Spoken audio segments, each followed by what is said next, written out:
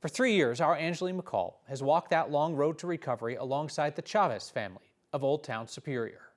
Even as time has passed, some of the feelings have stayed. 3 years ago, can you believe that? Still makes you cry.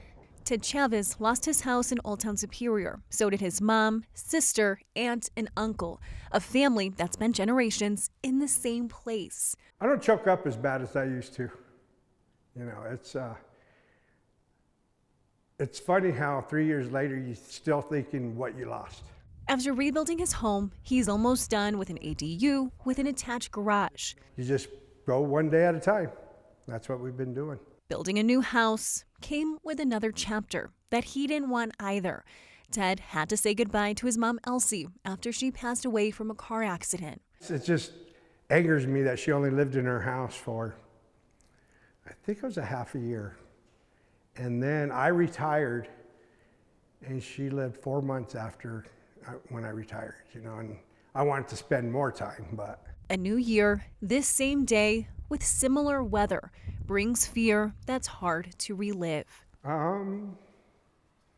That's one of the things we don't like talking about, because it brings the emotions back out. If it wasn't for that wind that day, we would still be fine. After so many changes he never wanted, he can reflect what he can change, what's in the next chapter. Big time changes. Very emotional. I think, though, patience was my biggest change. I couldn't fight it. You can't fight to win. You got to be patient to win. And it was tough. 3 years later, I'm in a happy place. At one point, Ted told me he actually felt like maybe it was the wrong decision to rebuild as they were going through all of the process and the stress and the struggles that come with it. He said now that it's built, he's happy he went through with it, but if he were ever to go through something like this again, he said that he would think twice.